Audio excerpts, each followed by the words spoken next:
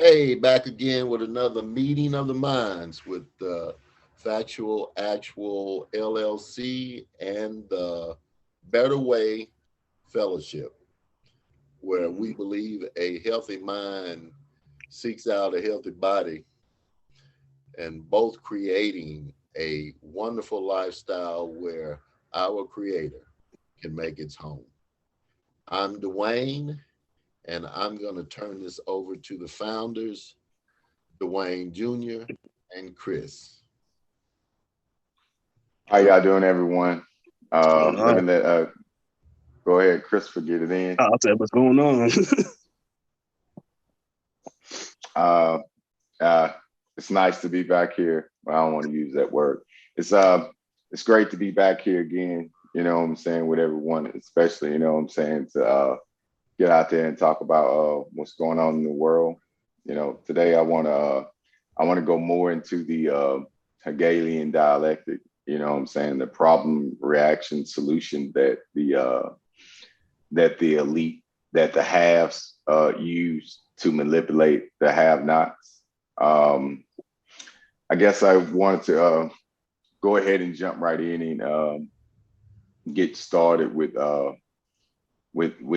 this whole notion of having and the have-nots. Um, by by your definition, not Webster's, Christopher, what's your definition of the haves as opposed to the have-nots? The have nots. It's almost like a want or a need, in my own opinion. You want this, but you need this. So the want's going to always overpass your need. But you need water, you need air, you need exercise, and I want let's say a self working robot, a brand new car, just material items when you need more. That's how I feel. Mm. Baba, what's your take on what's your take on the having and have not? Uh, Haves and have nots, it's idiomatic expression. It's like a cliche, but Mm. what it represents is those people who have power and those people that don't have power and those people that are rich and those people that are poor.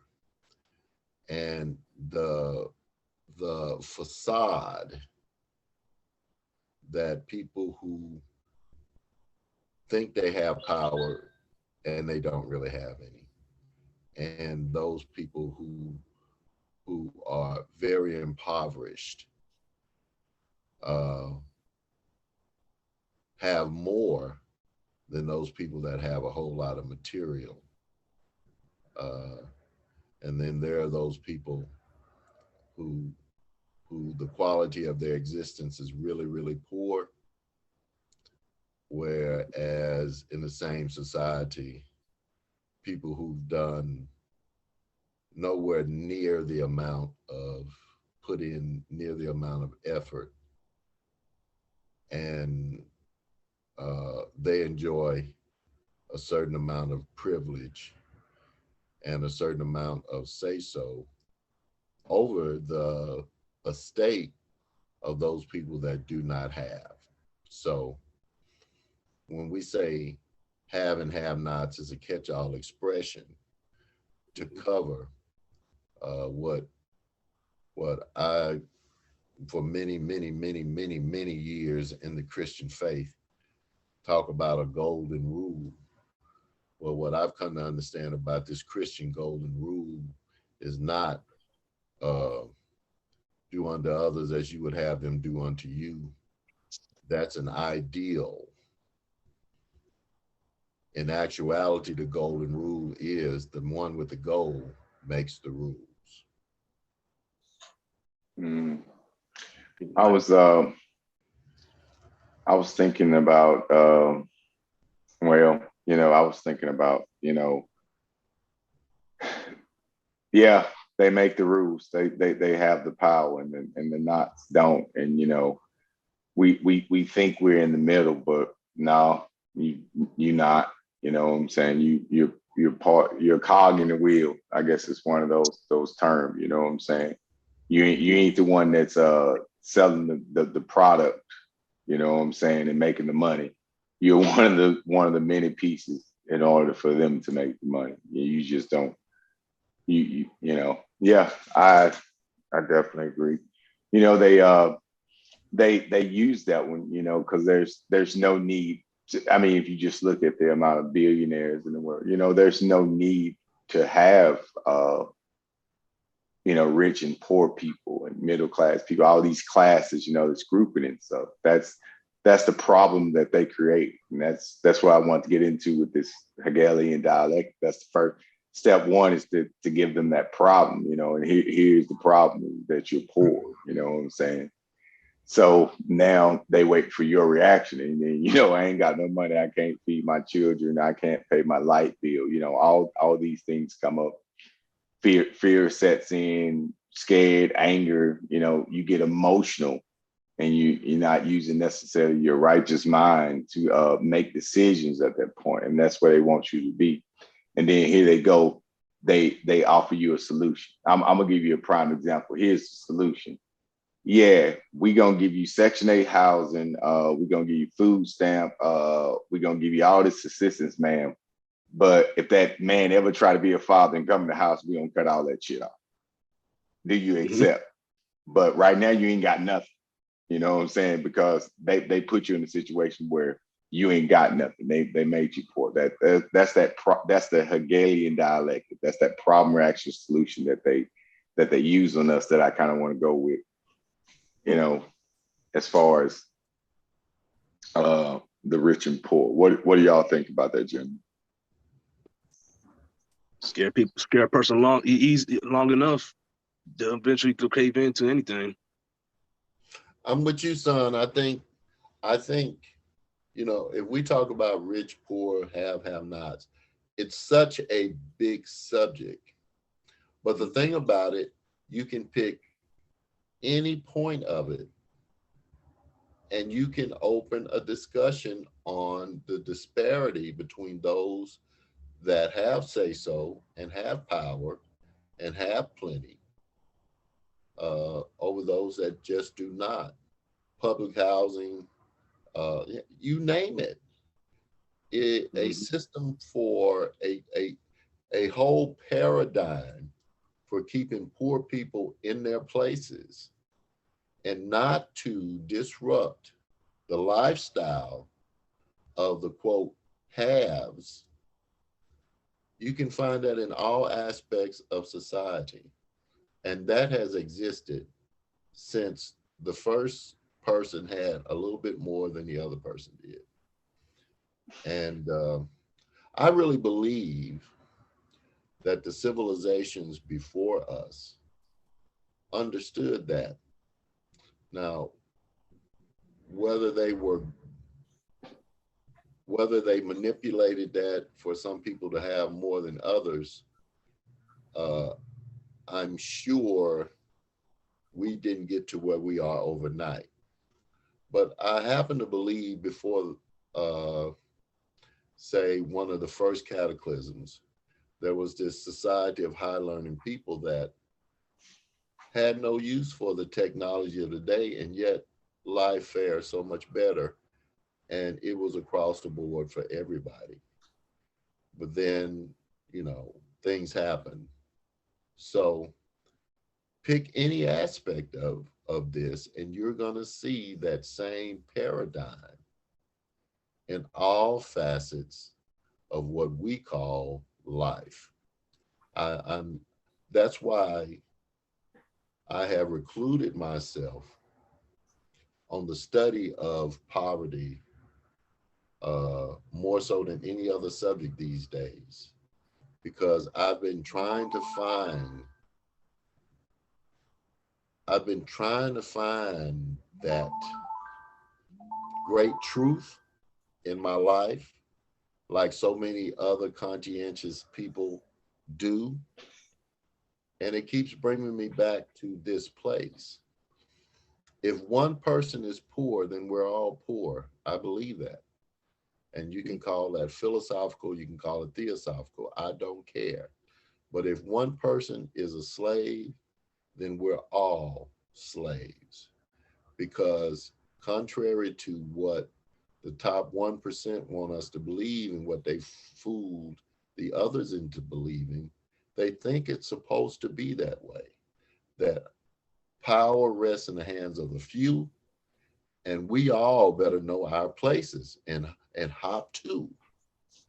And you know, I found late in life a jewel, and that is less is more. And the less of their BS that I have in my life, the more I have in my life. So uh, pick any subject, military, the military. You can pick banking. You can pick any aspect of what we call life, and I guarantee it boils down to rich and poor. Well, let me just throw this in there because since you mentioned the military, I just want to say this that that not only is it there, but it's created. I mean, they create this. I'm gonna give you this is a prime example. A a captain who went to college, is generally, who goes to college, those college folks. Generally, those college people that go in, once they spend 2 years in or so and they become captain, their pay will be more than any sergeant major that's been in for 25 years, who's did the grime and did all this work, and his pay will be muted by a person that's been in 3 years because they went to college. He has all this And be knowledge, chargeable. training. Hmm? Well, And be chargeable. we So can, and he's in charge of them, and he got the And answer be to it. chargeable. Yeah. and he does less work, and he does Oh, less. Exactly. he does more. He does more messing up than he does work. That's for sure. I think he's there to create problems. To be honest with you, so they have something to do, I guess, I mean, the because they ain't problems do never. arise when you got a butter bar and a black bar, don't know what they're talking about. Oh yeah, so I think they create it, but that's what I'm saying. They create the problem. But in this case, what I'm saying, you taking somebody with anywhere from 18 to 23 years experience and on the job successfully, and you bring something, what I'm saying, somebody in there, and he ain't got to do nothing. He get paid all this more. Well, that start getting other people to like, hey, that's what I want. They create this divide. You know what I'm saying? Now, I ain't finna talk to your rich ass. This. You know what I'm saying? You know what I'm saying? You get all this money. They get to get housing separate from everybody else. I mean, they literally put the segregation in there. They create the problem. They They gonna do make their it own thing. They had their own like we meetings. They we had their rich, we own get this, we on little this section ball. of the post. Yeah, Mhm. exactly. We Yeah. we Hey, over here. exactly right. Yeah. Tell me what aspect of life is not that way. It's not. I was just giving an example. You mentioned the military. I was just pointing it out. But yeah, Well, what to elaborate on your point, it's like, the privates and the NCOs. You got E4 Mafia and you got the NCOs. They both supposed to be cool, but at the same time, they're all both separate because this person got this job, this person trying to get this person's job. But you see where I'm going with this? Yes, yeah, I I see. yeah, Yeah. so if I sit up here and start ranting about this military, man, we ain't gonna I just we ain't don't gonna put that have out there nothing because I'm else. like, So I'm Well, just gonna the point I'm mhm. trying to make is you can use military as a synonym and put banking in there. You can use that synonym and put uh, uh society. yeah, It's the housing same old, market, same old. stock market, yeah. Grocery You can store, put anything, grocery, anything. education. Matter of fact, let's go ahead and put education. I want to say this, right? So Education. education wise, man, depending on where you at and the education that you get, it's crazy based off of tax dollars because we moved in the education that they're offering my children before and now, night and day. And you know, I saw the homes and everything that was around the place they were. The nice homes, pretty homes. We call them castles, damn near. Like, you know, Hmm. me and my daughter would actually roll around and look at these big old pretty houses, you know, and now we somewhere where it's more most of the people can walk to school, they don't need buses, and it's kind of more apartments around and stuff. You don't see the houses are kind of off in the distance, and they're 100 years old, and so and what they learning in school. And it's my son said in the computer class, he said he got 3 more years before he started learning the stuff he was learning in the school he left. That's so What the? they're creating that why, you know what I'm saying? But they even so yeah, they're using education to create that divide. They're trying to make sure, you know what I'm saying? Well, we know there's a divide with, like, you know, European style education compared to United States style education. Is just like that's night and day. That's a But whole it nother sound like what that's that just yeah. But it but sounds that's like they're trying to dumb down German no schoolwork. no, this is the lower income bracket area here, you know what I'm saying? So they're not getting the same education as they was over there Okay. with the nice Oh, homes and stuff like that. I mean, I see it, you know what I'm saying? The rent was definitely oh, higher okay. over there, you know what I'm saying? The area was definitely more upscale, you know what I'm saying? And it just so Okay. happens that they learning stuff 3 years ahead of in certain Okay. areas than they learning over here at this school. That That's the you know what parallel I'm to the saying? suburbs and the ghettos. You know. Yeah. I'm just saying it exists over here too, but I Yep. just want to throw education in there, Mhm. you know. And Wow. that's a problem. We can say a socioeconomic problem. Uh, I want you young men to focus on social justice and let Hmm. that be the cornerstone of your lives, because it takes a long time before someone becomes interested in such things. And then, you know, you're my age and you don't have the energy or the opportunity to do something about it. But social injustice has occurred since there has been society. And there Hmm. are some people, this is a way of thinking, a Western way of thinking. More makes you better. If you've got more things than someone else, you're better than someone else that doesn't have as much.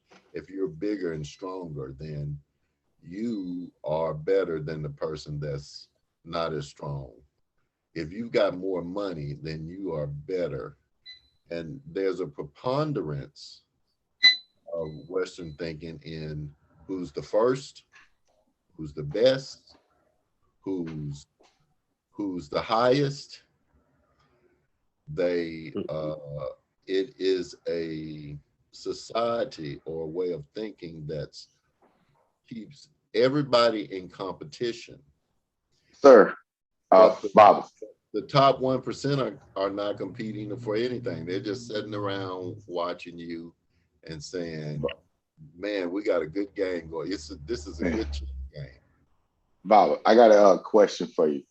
Weren't you the one that told me that it was the elite, the rich that created this so thing called races in the first place? Definitely. Yeah, they Definitely. did. They Another they divide, made the look, rules. another divide that they put the races, you know, there were no Well, the races. beloved apostle, Dr. Martin Luther King Jr., pointed this disparity out. The media took what he did and made it the civil rights about black and white. But Hmm. Dr. King, bless his soul, he pointed out the difference is rich and poor. It just so happens that a higher percentage of those people that are black and brown are poor. But he never let it be forgotten that poverty is the great ill of society. And let's just say this. If Dwayne and I are competing over the same name, we're not worried about certain other things that we should be concerned about. When neither one of us can afford housing, we're fighting over our name. Well, this is what the elite does. This is what the top 1% does. They keep us haggling over these small things so that we never turn our sights to real profit. what's really going on. They are just like Marie Antoinette, you know, in the French Revolution, let them eat cake, okay? Mm-hmm. The real evil to you, Dwayne, you, Chris, me, and everybody else is to be poor. That's the great evil of society, to be poor. When you are grappling with all of the circumstances that come with being poor, it keeps your attention off of the big issue. And that is, let's say everybody should have the right to the best medical care. It shouldn't be based on your income or how good your insurance or what health insurance your money can buy. Mm-hmm. People should have a fair shake. And Western civilization, Western thinking tries to make people believe that they've got a fair shake and an even hand and is what they make out of it. And it's really not. When the knee is on your neck, you cannot breathe.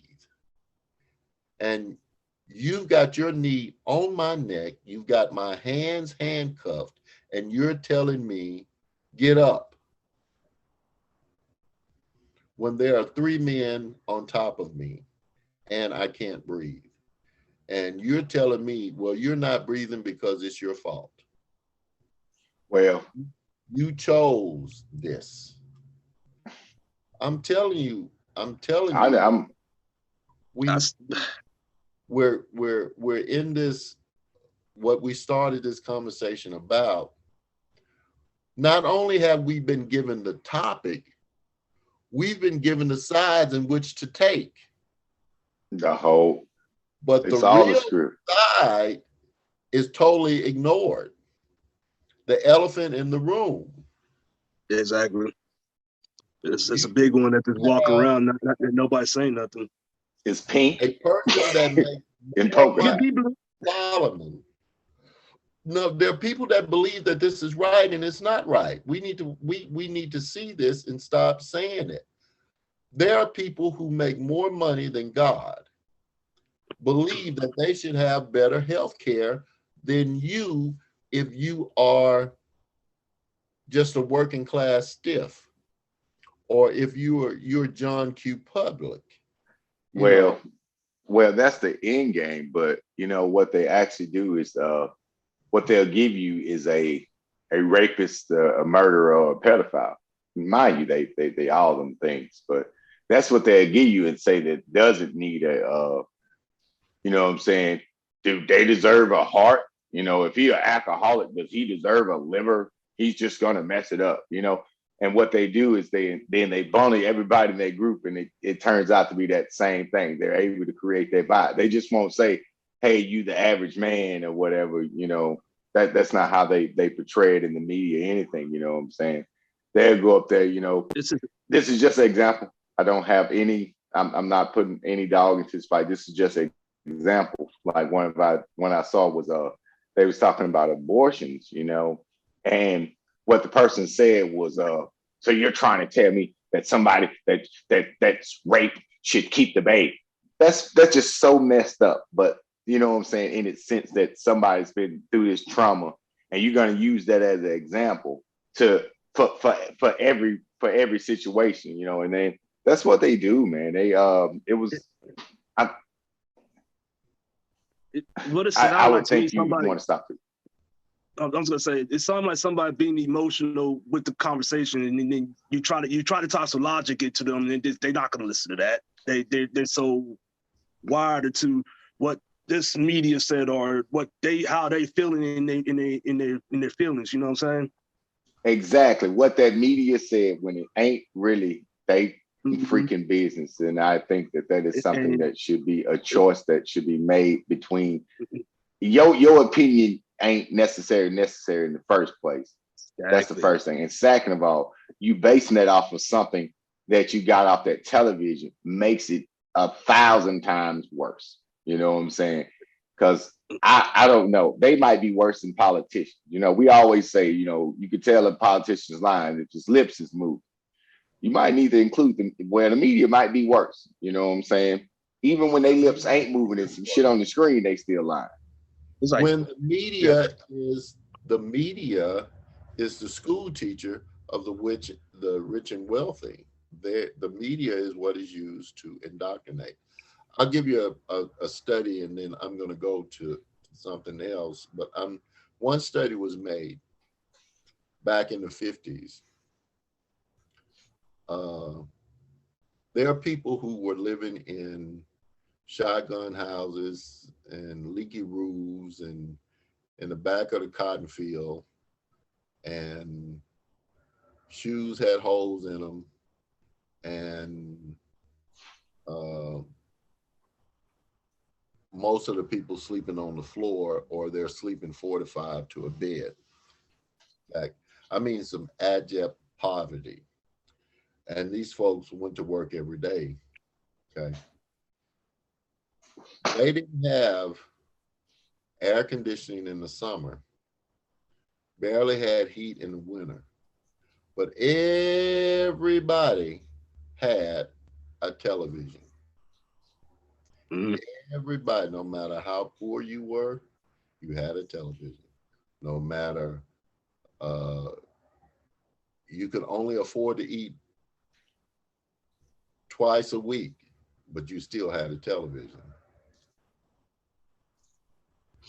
Society made that television available to the poorest of the poor, even though it was a high ticket item, so that our government, I'm going to be nice and say our government, could hardwire you into the attitude, the perspective that the government wanted you to have.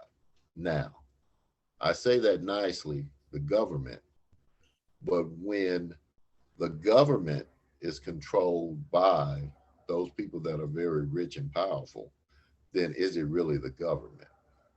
See, the politician is supposed to, in a representative democracy, is supposed to gauge what the majority of its constituent wants and then make that known at the place of government.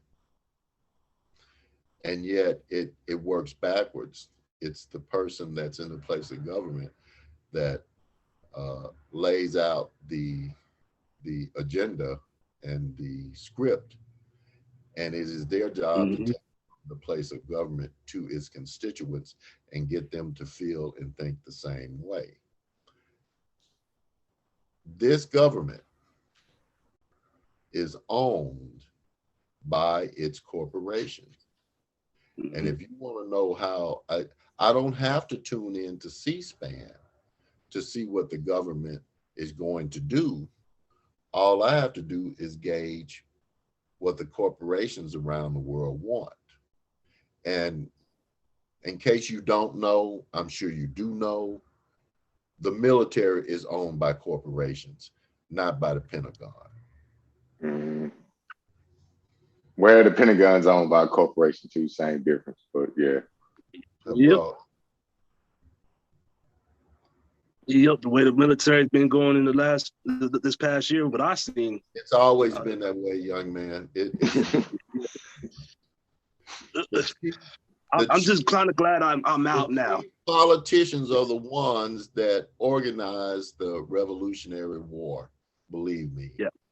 George Washington, the great general, is no secret that he was the first president, you know. And then Yes, all it of is the a secret. all I'm of not gonna. There was at least what 16 before him. wealthy slave owning I thought General. landowners, they are the ones that founded this present government. So Mm-hmm. and then they wrote a constitution which is regarded higher than the Bible to run this country. And believe me, it is worded where at all points and all times, rich, wealthy landowners, corporations run the show. Yeah. In the pandemic, they're trying to tell me that the economy is so bad, and yet the economy has not been this good in 30 years. They're trying to tell me that businesses and corporations are doing so bad, and yet they are touting $2 trillion profits during the pandemic. They're trying to tell me they have seen that the CEOs, their salaries have gone up, some of them 300% during the pandemic. And there's a few of them. all of these people are out of work. You know, they're saying unemployment is just so high. And they're measuring unemployment with people who leave sucky, crappy jobs and going to get good jobs. And they're calling that unemployment. Well, they don't. That's all of. We're Well, not I'm saying they discussing percentages is off what we're anyway. discussing is, son, you are poor. Son, I am poor. Chris, you are poor. You have no say so in shit other than what you are going to eat tonight. And that's based on what they've allowed you to eat tonight. You choose from the choices they've given you. I did want filet mignon, you know what I'm saying, with some Cambodian breast milk on the side, you know what I'm saying, and a couple crumpets and shit. And you have the freedom of that choice. Yeah, but I'm gonna have to settle for these corn dogs that I'm heating up.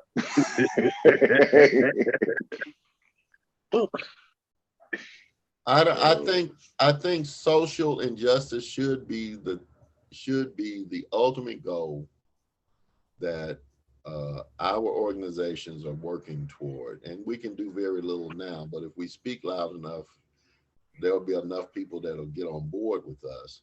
We're starting with us. Let's get a healthy mind, put it in a healthy body. Well, fellas, can I ask y'all both, and this is for the crowd too. Now, as you said, the corporation controls everything we see. Now they're trying to do their own social justice thing on the media and all that stuff. Now, my question, I'm just curious question. Do we not just jump on everything, or we pick and choose and we do our research, or what's the protocol for that? I think that you should specialize. You should find an area, and like I said, I'm not the holy apostle. I'm not Dr. King. He was phenomenal. He was too good for the world that he was born into. When you talk about, and that's in Cornell University at 15 years old, a man that had a doctorate as well as 3 masters by the time he was 23. You're talking about someone who could speak to the dead and the dead would get up. We're not him, okay? Yeah, I'm tracking it, yeah. God gives those, okay? But what we're in our space, and we know what it's like in our space. So we start with us, man. We start with a healthy mind, a healthy body, okay? And then you pick and area of social injustice or social justice and work that area.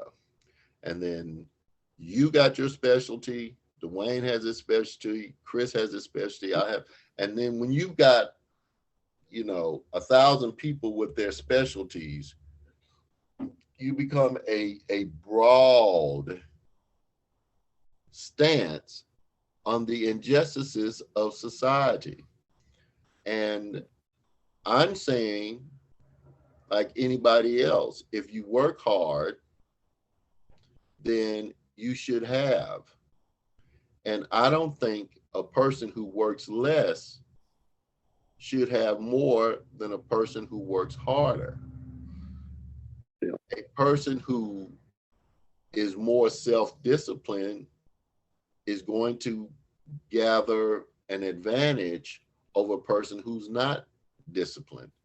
And yet in this society, it's just the opposite. You've got decadent, hedonistic people doing better, making more of a difference in society than the people that are right here in society just trying to eke out an existence. Mm-hmm. Nobody wants to say, they want to blame homelessness on everything under the sun. Drug addiction, alcoholics, all these different things they blame it on. But nobody, the bottom line that led to alcoholism, drug addiction, just general poverty, mental illness, all this came out of the fact that housing is too dang high. You can't afford it. It is criminal for you having to take 1/4. Now, this is how it's supposed to be. 1/4 of your income is to be set aside for housing, mortgages, rent, and all that. Dude, that ain't right. That's not right. A parent with 2 jobs, and then obviously the dad, he might have to get a second job just in order to keep, the Right. utilities gone and everything like that. Chris, that's not right. What if you a righteous soul tells me that's not right. It shouldn't have to be that way. Well, it's not right. I mean, that's beyond. But what if your income is $10,000 a year? That's beyond. You know what I'm saying?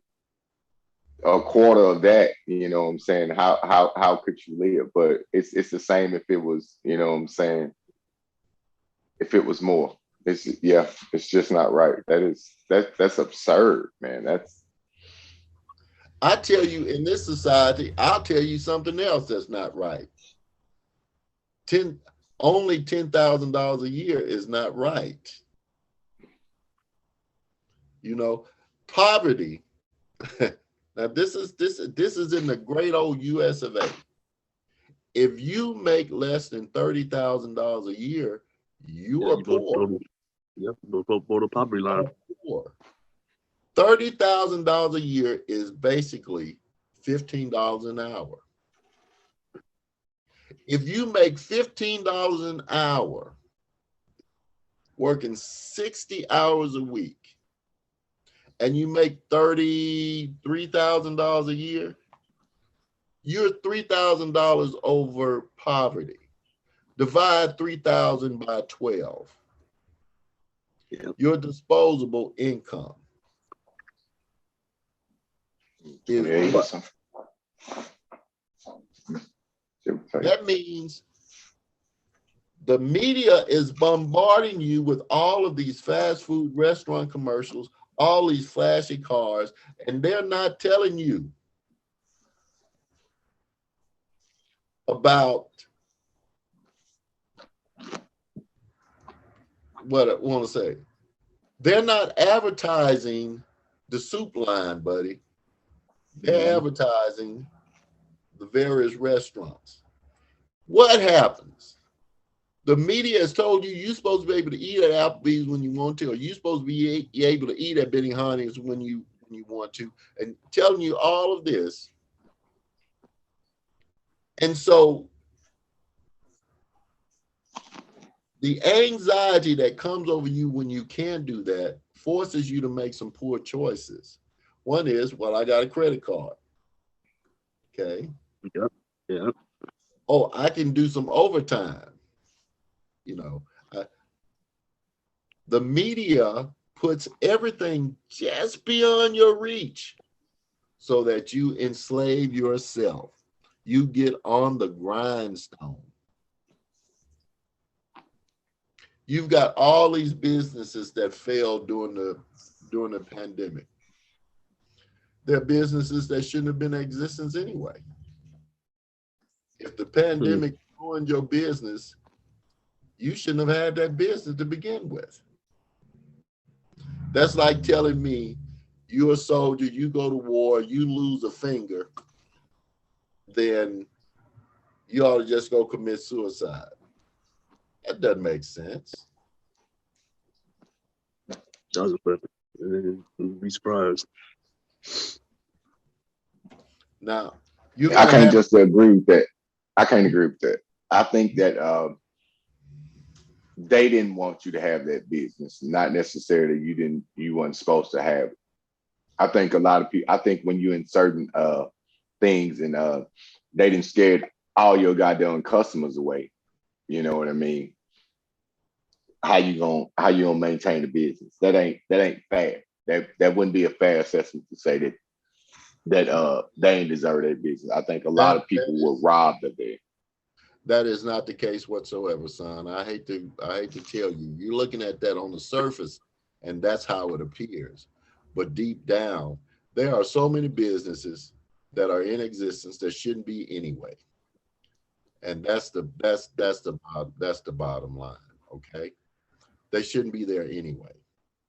And when you go into an economy where, you know, that I'm sorry, son, it shouldn't cost you $500 to get your hair done. It just shouldn't cost that much. I'm sorry. But the poorest mother is gonna go get them nails did. That's the mentality. What I'm trying, That's a mental thing. That's a mental we are thing when you say that. dealing with the byproducts of a society that is unjust and it is criminal against humanity. I don't think you should have to go to school 2 years, 18 months to open up your living room to braid hair, son. No, You Not should be really. able to You can pull just up do your it. chair and your TV and I agree braid with that that. hair.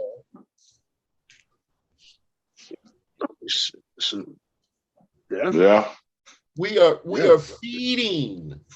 We are feeding a furnace. And we're constantly trying to make it hotter and hotter and hotter and hotter. I'm gonna give you a Bible tale about that. The there was a king once upon a time, and there was these three religious boys. They well, not so much religious as they were a family that had certain practices within that family. And uh number one topped the list of things that this family didn't do. And we'll say religious because it's biblical. So let's say religious. One thing is that they would not worship idols or statues or symbols or signs or things other than the one true creator. Okay, these three young men, first of all, first thing they did, well, first, here's the thing: the king of this great nation, it made an image of itself, an idol, and whoever saw it is supposed to worship it. Stop whatever they were doing at the time of the day they were supposed to, and they would stop what they're doing and get on their knees and worship and revere this idol, a man-made god. And these three boys from this family and this religion, that was a no-no. They could not do this. There were under no circumstances were they allowed to worship any god other than the Almighty Creator. Here are the injustices. This story this story is bad, bad, bad. Okay. First thing they did for these three boys, I say boys, young men, let's say young men. First thing they did to work in the king's palace, they castrated them. And they castrated them because they didn't want them to do the wrong thing around their wives, but more so to show the complete and utter sovereignty over these boys and their religion that brought about them castrating them. Now, needless to say, they wouldn't be messing with their wives or their concubines, and really it would focus their attention to the matters of the king. Okay. That they did first. Then they passed an ordinance where you had to worship the idol. And these three boys, their names were Hananiah, Azariah, and Mishael. If you want to take the European version of it, it was Shadrach, Meshach, and Abednego. But their names, their given names were Hananiah, Azariah, and Mishael. Okay. These boys said, no, our religion and our faith and our family, you know, we have an edict that we are to worship no God other than the great creator. Well, someone told the king about it, and the king said, okay, one of the forms of execution was burning in a hot furnace. So the three boys said, no, we're not going to do it. And so they said, oh, yeah, you're going to do this. We're going to make the furnace even hotter if you don't. They said, go ahead. So they got it hot. And man, it was like 10 times hotter. I may be exaggerating, but it was hot. I mean, it would kill you to come close to it, to come in proximity to this furnace. It was so hot, cherry red out there. If you got too close to it, it would melt you. It would kill you. Okay.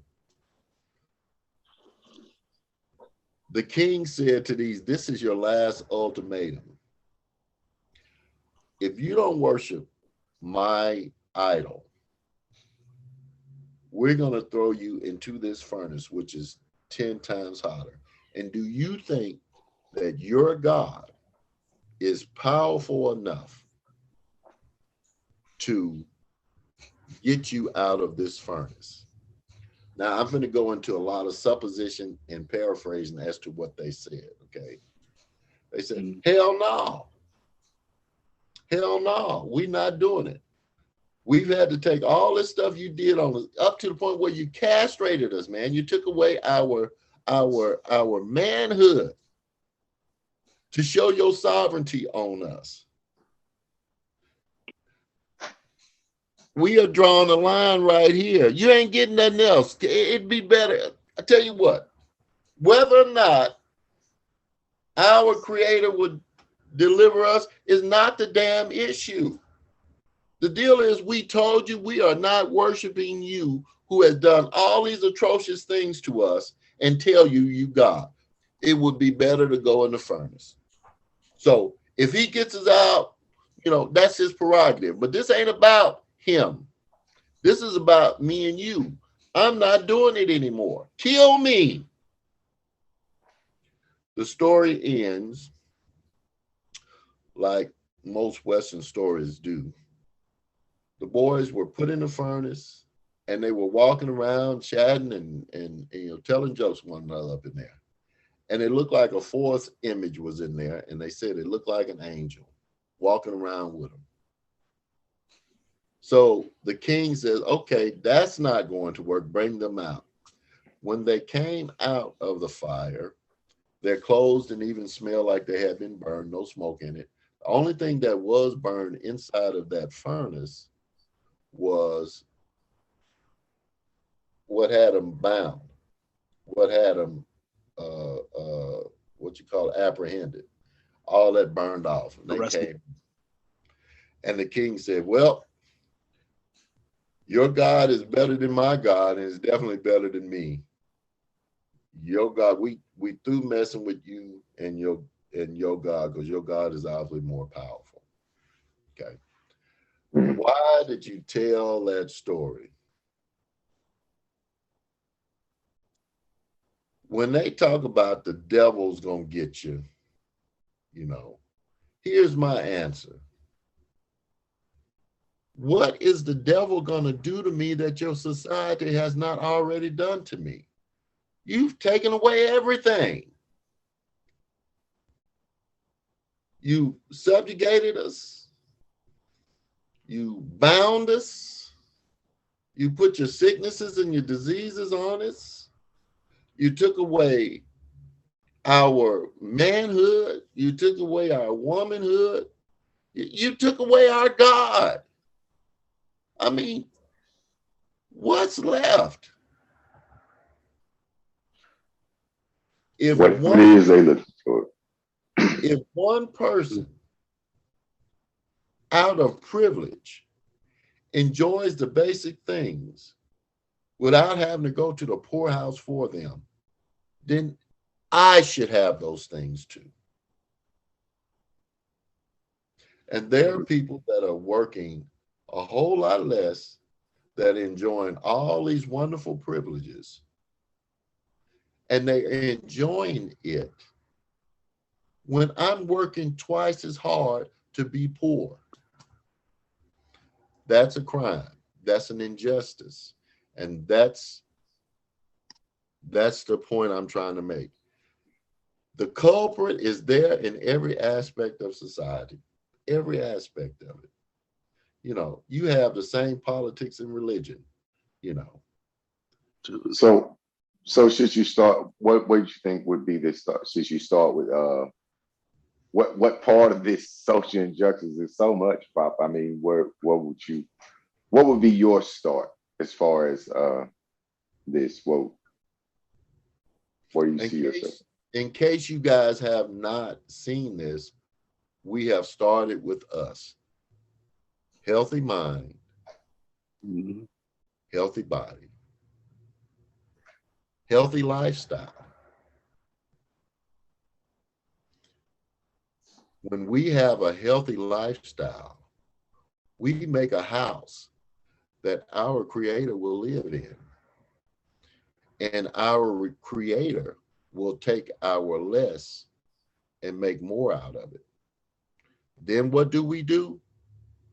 We tell one other person about it. And correct me if I'm wrong, from the very beginning, this is what we said we were going to do with Factual Actual. And I think we're doing it. Anytime we veer off into these little, what you call the, how do you call it? Uh, Hegelian dialect. on these trifling little issues, Yeah, we're losing. But yeah. Yeah. when we come back in here and say, okay, I'm going to meditate on these positive things, I'm going to eat better. I'm going to wear my magnets. I'm going to take my whatever. I'm not going to put this stuff in my body. See, that healthy mind is merging with a healthier body. And when I say a healthy body, I'm not talking about diseases happen. That's just a part of the world. But what I'm talking about is a healthy attitude about your body. Exactly. What you can do to be healthy, you do. There are some things that are beyond our control. So as we spiritually upset, uplift ourselves, and that is focus on the things that really, really matter. Logical deductions on the things that we see. You know, Mhm. Like realize that you ain't running nothing, and that your best hope in this society is your creator. Fuse with him, get him on board, and get some of this power that's all out here in the universe that we're not taking advantage of. It'll help us with all kinds of things. We'll have better relationships. We will be less controlled by the affairs around us. We bring our emotions into check. We start letting our mental faculties lead us better. And those things are going to make you want to be as healthy as you can be, go to the gym. It's going to make you want to walk if you're my age. It's going to make you want to do all these better things. Now, this is not overnight, Takes time. but we do it every day. Yep. And if we do it every day, then at some point it's going to be 365 days. And at some point, another 720 days. You know what I'm saying? A little bit every day, or do your best every day. And then help somebody else to be better that way. You are changing society one person at a time. You're changing attitudes one person at a time because you're not going to do it all at once. So, you know, and it doesn't take, it doesn't take,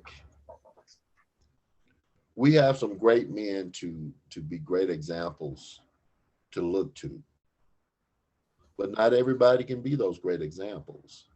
Sometimes we just have to be us. In fact, all the time we got to be us.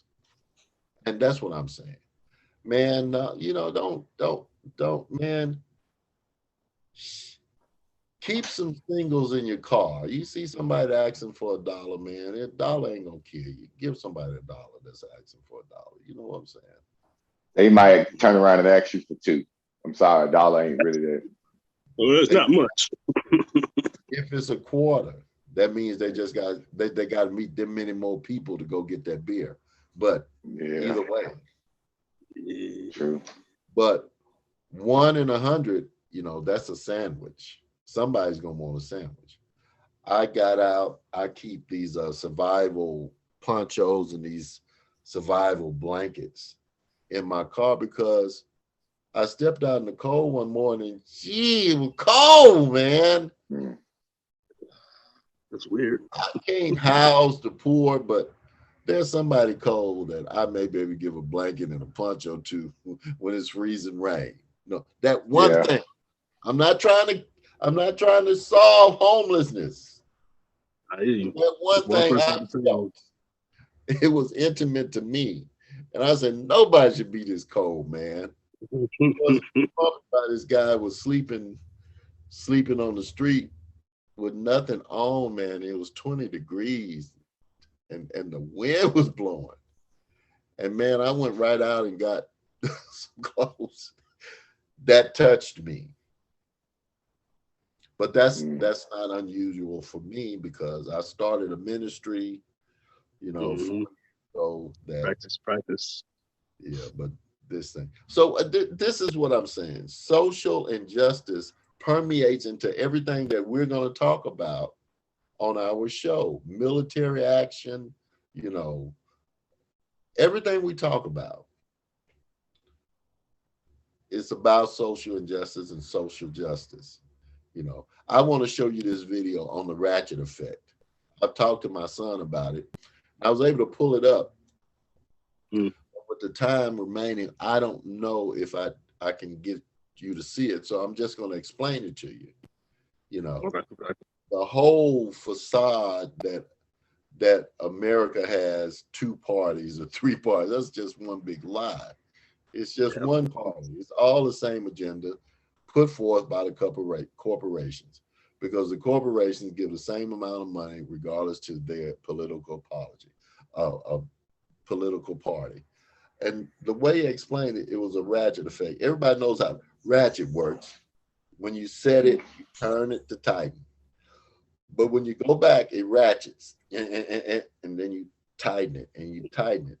And when you turn back, you're not loosening it. You're just making sure the bolt stays right where it is, and it's a ratchet effect. And the way this guy, this social advocate, put it out there, it's a ratchet effect. When the Republicans are in party, they do everything that the corporations want them to do. They're the party of the Republicans, and they don't lie about it. But then they lose their majority temporarily, and then you got the Democrats come in that are supposed to be more up on social concerns. Well, all they do is talk it; they never do it. They just say that they are. So when the Republicans are in here, they're tightening that boat to the right, and it's going further to the right. But then the Democrats come in, and then when they turn back, nothing goes back. It's just a ratchet. And they just twisting it back till the Republicans come back. And I don't prefer any one party over the other. For the record, anybody listening, I have no favorite party. In fact, you can get my voter registration card and it'll tell you no party preference. I felt that way since I was 18 years old because I saw it with BS then and it's BS now, even more so. But anyway, when it goes back, then they lose the majority. And guess what? That screw starts tightening again, and tightening again. And then when they lose power, well, the ratchet works. It ratchets back.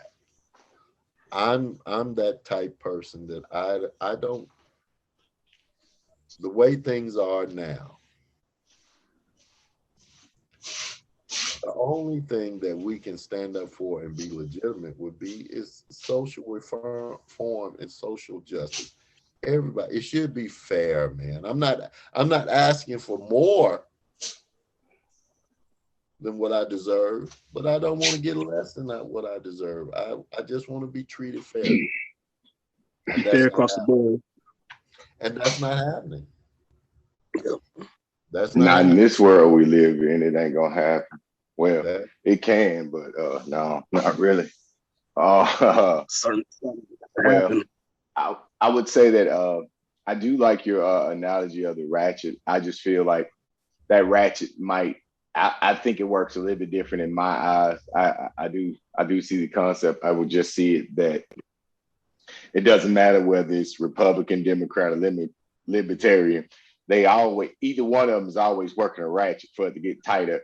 And they all throw and pretend smoke screen, look at the right while I play with your booty with the left type things, with the other hand type thing. And then, you know what I'm saying? And the ratchet look like it's going the other way, but really it's just going tick, tick, tick. And I don't think it matters. I think really both of them do it. It's just an opening wrench is all it is. It's just tightening. The click, click. A real ratchet is just a close in wrench. That click, click, click is just those are those what are they, whenever we start trying to do something, they throw us a bone. That's that bone. Every time you hear that click, you know what I'm saying? That's that bone they throw us. But that shit didn't squeeze up off your neck at any shape, form, or fashion. That vice is still going. It's more like a vice, you know what I'm saying? A vice with clicks. It just started getting tighter. I'm telling you, there were more knee on the neck reported cases after George Floyd than there were before. They were coming out before and then right after. It's like a new video here, it's a new video here, new video here. It's like, dang, they really propagating this to everybody. And if you keep watching it, just Westerners have had their knee on our neck since since the pyramids. Yeah. I mean, we all remember Rodney King, but then they took it a little further and it's like, oh yeah, George Floyd happened. Oh, but did you know about this guy? And I'm just looking, I'm like, damn. They fucking us up. Man, they see Rodney King as a failed ass whooping, man. God damn it. Oh, well, I would say an expensive one anyway. You know what I mean? I don't know if I think they got the ass whooping part down, but they might have failed in the end goal because I don't think they wanted his ass to get up and go to court. That's for sure. Well, you ever listen to Dick Gregory about that Rodney King thing? He'll tell you some things that seem to be have been left out of the media coverage of that. So we can talk about it. We can talk about these things, and I guarantee somebody listening is being helped by it. You know, even if we don't have the right answers or all the answers, it's on our minds, and that's what factual, actual, and this is all about. It we letting our minds meet. You know, no, True that. True that. we letting our Yes. mind. We're looking at it from all different angles. We're not going to cure world hunger tomorrow. People have been hungry since there been food. People have been I hungry. mean, there's a. I mean, if America just tighten up a little bit on they waste, I think we could feed a lot of people. Just just America throw away. I mean, McDonald's and what? Well, I ain't saying it's food, but just what McDonald's, Burger King, or any other one, the other ones, just what they throw away as a corporation could feed a whole bunch of people. So Oh shoot. it ain't. The Huh? price that you pay for food, you have to factor in the amount you're paying for what they're throwing away. And they're Yeah, throwing that too. away. And you know, people were being fed by these trash cans behind restaurants. And guess what? Rich people said, no, Can't do it. you can't give that Hey, food away. You gotta throw it away and put it on lock and key so nobody can eat that food. It's hey, in look, all restaurants' policies. They got to throw it when that food is end of the night. Throw it away. and lock the trash can afterwards. But let me tell you something now. Do you I'm gonna tell remember you one. Of they released that restriction during the pandemic the, where this old stuff that they normally would have to throw away, they yeah. had to release it because to feed, the nation, because the nation was going hungry and they Oh were Lord. all this food Yeah. waste. So they released that. But the minute Mhm. that food line shrunk too much, Yeah. they put it back in place. That food line. Mhm. We're not making no Somebody money. said one of these people that went to college sitting behind the desk counting those beans. Yeah. Look, I'm gonna say this right. The military, I think, is this corporation is ran by not intelligent people. They got probably one mind oriented type people. But let me tell you, when it comes to throwing away some doing food or something that looks like food, I ain't seen nobody do it better than the United States Army. Me myself personally, I've worked in a couple of restaurants. I ain't never seen anybody do it like United States Army. And mind you, they have a great little slogan that they slang to you for what they do, Mhm. but the amount of food they throw away is absurd. They say it's better to throw food away than one soldier going hungry. But they'll throw away enough food to damn feed 200 or 300 people. I'm talking about it is ridiculous the amount of food Whenever they throw away. whenever you're dealing with numbers and productivity and stuff like that, there's just no way you'll ever make that right. It just no way to make that right. But you Yeah. said something uh that that that stuck out with me. When you are in production, to have high production, you have more waste. And Mhm. yet it ain't wasted because the people paying for the high production are gonna pay for what they throw away too. It's paid Yep. for. It's paid for. Yeah, I Yeah. I'm Population. just Let's look at this one. Population. Let's look at this one. Mm. The world is overpopulated. That's lies. that is a Don't great say one. So here's a guy. I was looking at his broadcast. No. I was reading an article on population. Okay. it. Overpopulation is the article about how it's a myth. Okay. Mhm. The world has 7.5 billion people. Count it, that we can count, 7.5 billion people. They said you can take 7.5 billion people, give a give them an acre and a half land, each one get their own acre and a half of land, 7.5 billion people, and fit every last one of them in the state of Texas. Yep. And this whole thing about people too close, that's a lie. Because I don't know if any of you know how much an acre and a half is, but that's plenty room for one person to stand in. And Yep. where they won't be up on anybody's property line. Mm. It definitely brings a new dynamic to the term overpopulated. They Mm. they use, yeah, Fit everybody in the population in the state of Texas with room to spare. you Isn't know that they they use That's that interesting. same one with food, to be honest with you, and they say that we can't feed you with the production eat. But the truth of the matter is the consumerism of it, we eat too much. I mean, really, if we ate a normal, amount of food in a day, what we needed, there's no way the production would be, what I'm saying, not enough. What I'm saying? The truth of the matter is we go and what did you just say? For the high production, we pay for the stuff we throw away. So isn't that Mhm. the hustle or the setup, what I'm saying, to say that, hey, we can't produce enough food when you throwing tons and tons of it away every day? And let me ask you this, son, Well, since you are more adept at this than I would be. What if they outlawed all unhealthy food and you could only get healthy food? it'll never happen. Only healthy. But just imagine, what if I could eat a meal and it lasts me all day, Yeah, but you go eat something unhealthy and an hour later, you want it's most something else unhealthy? it's that wants and need. Than you want. My son hit me to this thing about breakfast, about the most important meal of the day. Share that with his son about breakfast being the most important meal of the day. Well, I did some research into it, and they say it's the Mhm. healthiest meal of the day when actually it's probably the meal you shouldn't eat at all. It's probably the one that you should skip. It is this is actually a combined thing, so I'd have to bring Bobby in there.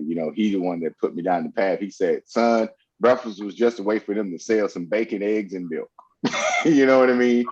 They had an overproduction of milk that they didn't know what to do with. They had too much bacon they didn't know what to do with. What we gonna do with the side fat on this hog, man? Let's sell it to somebody. You know what I mean? That type of thing, and hey, we got Mm. all these eggs, man. What we gonna do with these extra eggs? And that's kind of how. And they got some yahoos to put on the lab coat and say that they were smart and stuff, and say how nutritious and important it is to to eat this egg embryo and drink this milk that was meant for a calf and stuff, and these Mhm. it's just and this bacon fat that I'm saying that's on the side of the pig that's high in who knows what cholesterol and so whatever. Well, that's wrong. But Yeah, yeah, but it yeah. was always to sell something. That's what I breakfast is. pig. Yeah. In truth, the you should eat more towards this is what the study says, you should eat more towards the lunchtime so that you're able to continue your day and actually utilize the food that you have and burn it off in the course of the day is what would be more sensible. You know what I mean? Right there in the middle Yeah. of the day, that would be more important than and of course not at night because you're finna get ready to lay down. Yep. And it's just as dire in the morning, putting that heavy load on you in the morning when you just starting out. So yeah, I mean, but a lot of bacon has been sold, and the last time I checked, I get a discount on this $8 damn pack. So yeah, I mean that's what breakfast is for. $8 a pack for bacon. You know what I'm saying? Them carton of eggs and double, and that delicious milk that they didn't that little calf won't get to drink because you thirsty. Yeah, you And know, that's so let's No, look man, at that. don't remind And me. since we're gonna look at this one, and I know we're out of time, so but you got a lot to edit this week. Since we missed our guest, we had uh, Oh, uh, the young man that did the time in prison. We missed. Hopefully, we'll get him this Thursday. But I gotta use yeah. this one. Okay, what they gonna say? What if we cut out bacon, eggs, milk from breakfast? What's going to happen to all of the institutions that sell or that cook these things for breakfast? What's going to happen to them? Mm, Just well, logically, just logically, what's going to we'll happen? figure out a way to get rid of it. Well, what they well, a lot of people gonna lose their jobs. To be honest with you, you know, People gonna do some but things. then again, they're just gonna find another way to funnel and peddle their shit. It'll just be used for something else. But they gon' you know let's they gonna start. explore. Let's explore that. Let's explore that. Okay. A lot of people are going to lose their jobs. Yeah. I'm going to say it's people that shouldn't have had that job to begin with because we shouldn't have been eating bacon, eggs, and shit that in a restaurant every morning. Shouldn't have been there to begin with. So what people are going to have jobs, people are going to lose jobs that they shouldn't have had anyway. And Well, I'm that's not Now that I true. think about it, that's a lot of the farmers that well. pumping all this What out. the thing is I think it takes a not a whole lot more, but I think it takes a different skill set to bring quality food. So the same people that are not slaughtering hogs and that, which it was damn robots any damn way, to be honest with you. So you would have more people on hand, you know what I'm saying, in the fields to you know, for crops and you know the Putting different this type grass. of hunting, game and fishing, you know, those industries would increase is what I would think, you Oh know. yeah. Oh yeah. But you know, maybe you know these cows, you know, have a life of just walking around eating some grass. You know, that might be nice for them, as opposed to you know getting injected with steroids and impregnated and stuff, so they can make sure everybody get their milk. You know what I'm saying? By the way, I just Mm. heard. Speaking of milk, I want to throw this out here. Calcium. You know, everybody needs calcium. You know, this is what to say. So they got some studies out now that's stating that calcium slows down your ability to intake vitamin D, which is what you Really? know. Every like I think in Texas, the last time I looked, they said like 89 or 90% of Texans were vitamin D deficient. You know what I'm saying? And here it is, Mm. calcium in cheese. Those two things they're known to reduce your intake of vitamin D. So even if you was taking vitamin D supplements, it wouldn't be manifesting you because it'd be blocked from the milk or the cheese that you had, you know what I'm saying, or the calcium you intake. So they put calcium in stuff, but it's Mm. reducing your intake of vitamin D. Some that you know that stuff that the sun helps you produce, and you can only get it naturally, you know what I'm saying, like that type of thing. So that Okay, necessity. let's bring So it back. Let's bring it back because I like what you said and I like the way you went with that. But that just proves the point at the very yeah, beginning. And that is, what if I eat one quality meal a day? Everything you said would make you cut out that. yeah, Everything, every solution you gave led to a meal that's of more quality. true. And what if you work a certain shift or do certain thing where, say breakfast was your lunch? You go in there because it's not jam packed full of people. You gonna sit down and eat because the only thing they have to eat at that breakfast time is something that's quality, and it's gonna be prepared when you order it because There's no need to cook up all this food based on who might be there and all that food that they throw in a dumpster because it didn't there. I used to be assistant manager at a little chicken shack, and I'm not going to even tell you those stories. So let's just let that go. Mm. You see, everything that we have less of this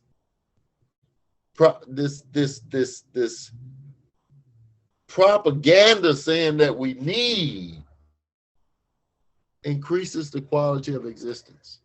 Now, I can't show all the particulars of it, but that's not what this show is about. You know, this show is giving you something to think about. Mm-hmm. But I can tell you right now, if you got to have breakfast, if that's your one meal a day, and it's a good, well-balanced meal, then that's that much more that's not wasted.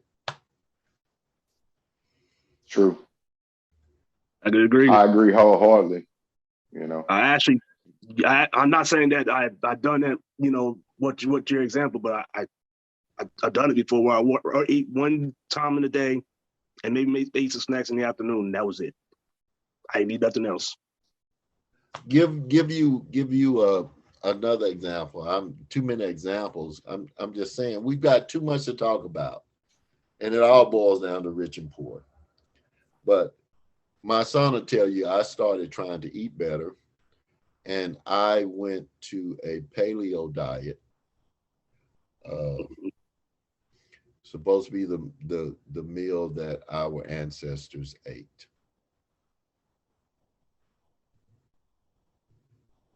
I gained like 20 pounds, and I ate all day long. Mm. And my cholesterol shot up out the roof. I was prescribed cholesterol medicine as a result of this paleo, eating like your ancestors ate. Okay. yeah. The only problem is they ain't got a clue what your ancestors ate like. And if they did, they wouldn't tell you. It didn't matter. If I ate That's like natural. my ancestors during this time before farming is what they're saying. Before there was, when we were just hunter gatherers. Here's the problem. They were fortunate to eat once a day. Okay. Yeah, definitely. They would not have been snacking all day. You see what I'm saying? And So they were fit. I cut out the processed foods. I did all that. Man, I started eating all these meats and stuff. And man, I could never get enough. Mm. You see? So it reminded me of something that I was raised on, poor, on the farm. And that is,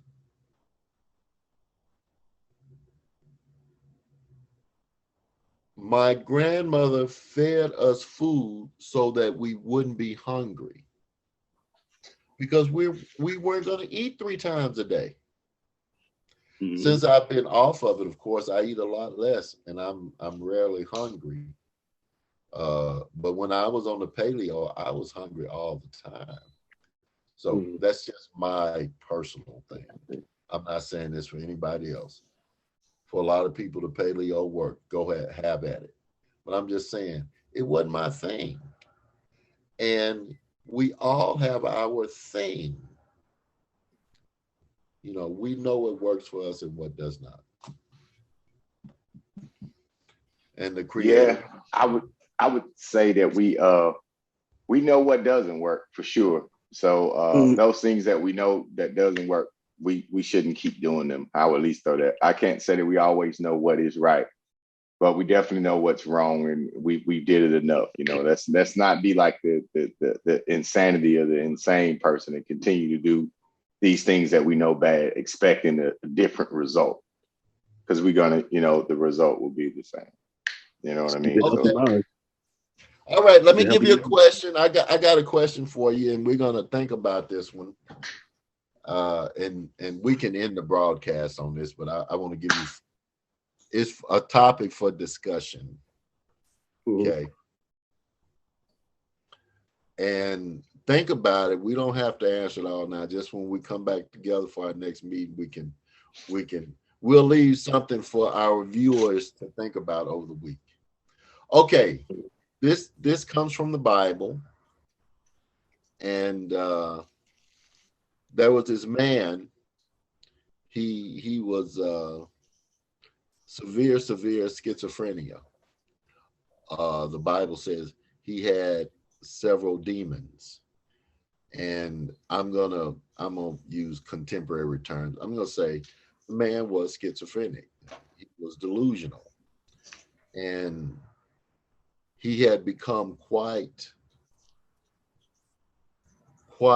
unmanageable, especially when it comes to these intense movements of strength that would come over him when he would seize and stuff like that.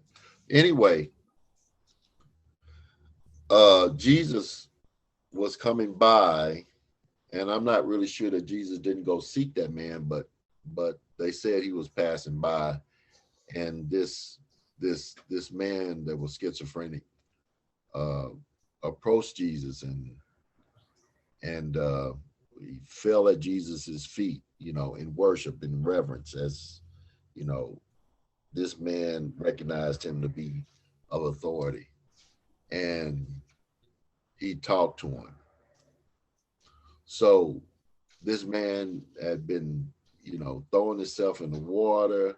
This man had been breaking chains that they had him. They could not do anything with him. And he lived in the graveyard amongst the tombs. And if you know anything about back in that time, they had catacombs, tombs that they made.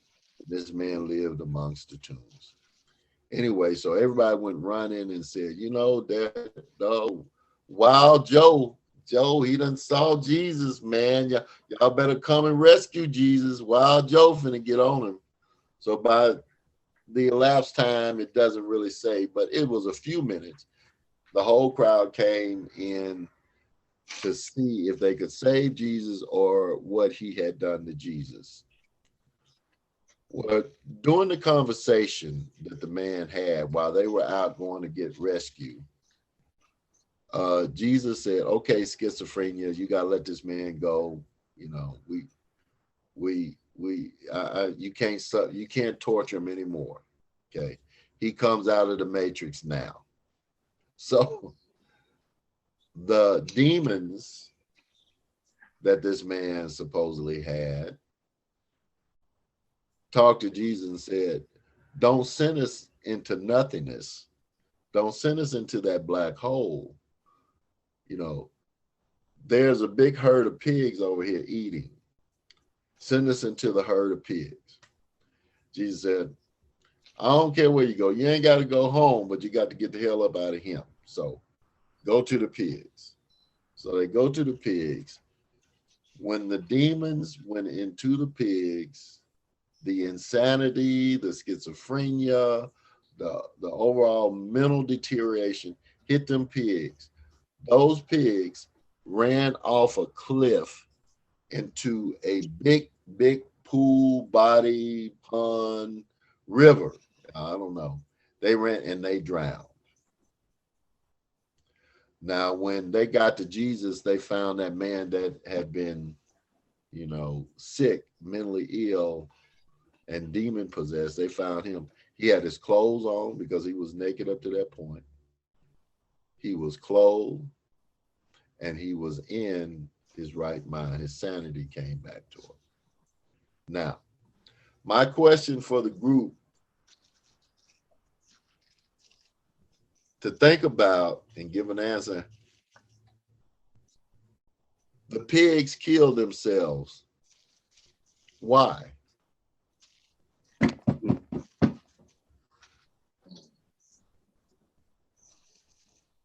Y'all got it? Why did the pigs drown themselves? Think about it. And those that hear the broadcast, think about it, and we will talk about it when we get back. All right. Now, I'm not saying I have the answer, but I'm just saying this question has been asked ever since it was written down in the book. Why did the pigs drown themselves? All right, son. Yes, sir. Sign off. Yeah, sign off. Goodbye, everyone. Hey, take it Y'all easy. have a y'all have a nice one. Y'all be easy out there. yeah, we're gonna enjoy it. We're gonna just continue to have a good time on this program. It's just a meeting of minds, you know. We just all these different age groups and stuff. And we invite anybody that sees this video and wants to be a part of this discussion. We invite you to come be a part of it too, because you know sometimes we have some stuff on our mind and we can't talk to nobody. You can bring it to the group, and we'll talk about it. Can't guarantee that we'll have the best answer, but you will have something to choose from. And we do all this because we believe in social justice. We believe that this world could be so much better if we would do so much better. And we love everybody. Chris? Yo. Oh, my bad. I was like, well, everybody. You're gonna have to put it on the next one. I just cut it off. You said nope. Oh God, okay. It's So still, I stopped recording. Mine's still recording. Oh, is it? It's still well, recording, go ahead. Well, go ahead. Everybody, we'll be back next week. Hopefully with a good answer for the question we just got asked. So I'll see y'all next week. Love everybody.